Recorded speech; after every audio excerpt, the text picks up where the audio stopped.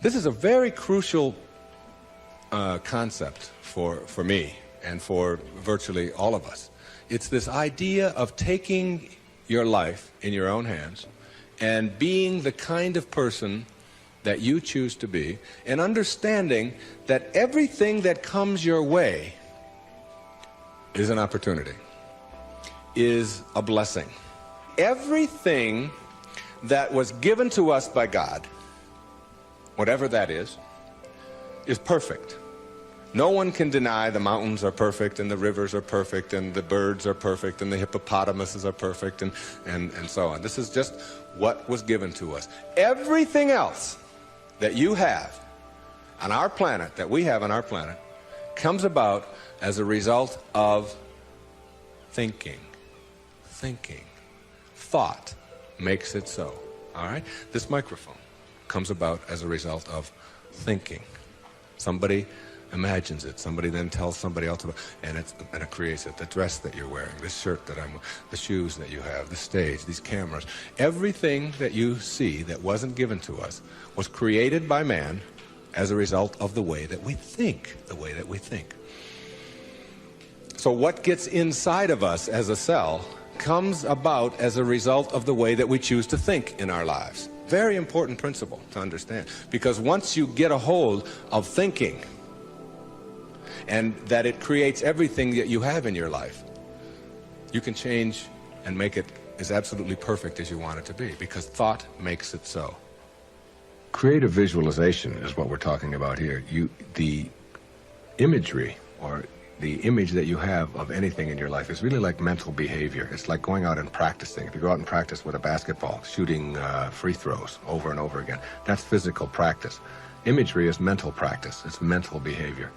When you have an image that you can succeed at something, when you have an image that you can do it rather than that you can't do it, when you get into your car and you have an image that you're going to find a parking place rather than that there'll be no place to park, so you're not looking for no place to park, you will start acting on the image that you have, very much like you will start acting on the practice that you have when you're shooting baskets, or when you're hitting a forehand, or working on your soup, or anything else that you're doing. Bucky Fuller, who I served with on the Hunger Project Advisory Council for 9 years, who died not too long ago, said that 99% of who you are, you can't touch, you can't see, you can't smell. 99% of you is untouchable, unsmellable, invisible. It is what Ken Kais has called your conscious awareness. It's what looks out behind those eyeballs. What is that? It isn't cells. It's some kind of conscious awareness that you are. Now, if 99% of who you are, you can't touch and you can't feel and you can't smell, then what is it? Who is it? Where are you? What is this thing called your essence, or who you are? And where does it go? Now think of this. You were in a body. I have a little baby girl who's 11 months old. And we were all in a body that size. Well, it's only a body about this big. Got fingers only this long. You know? Got tiny, tiny little parts all over the place. I mean, she's only this tall. Now, is that her? Is that her essence? Because I have other children who are much older, and I am much older than that, and I can remember being 3 and being in a different body. Still me, still my essence there, different body, totally different, doesn't even look anything like when I was 11 months old. And then I was 13 and had a funny body at 13. But still my essence was there in a whole new body. Hairs growing all over the place that I didn't understand, all kinds of things happening to it, you know. Then hairs falling out of it later on, you know. Looking at those hairs that fall out and say, what held it in yesterday? You know, I don't know. I don't even understand that, okay? And so it's like who I am has been in many, many bodies already, all right? And that essence, you see, everything on our planet that is alive can never die. It can never die. Life doesn't die. It just transforms. It just moves on to new places and new ways of being, new ways of being.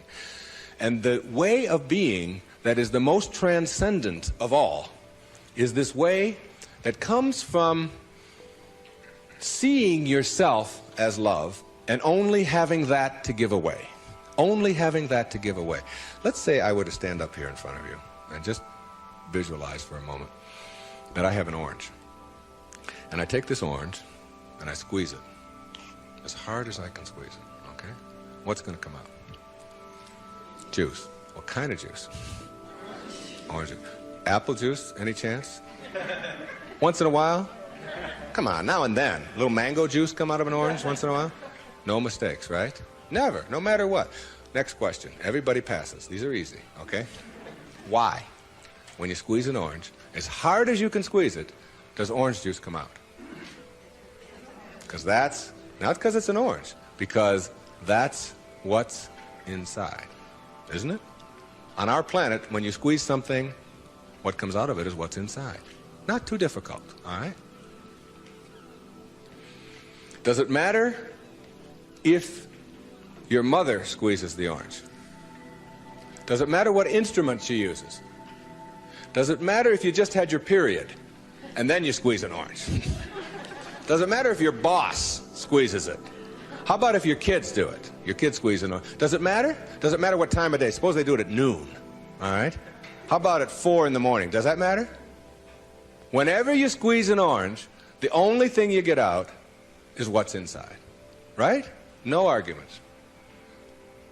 Same thing works for you.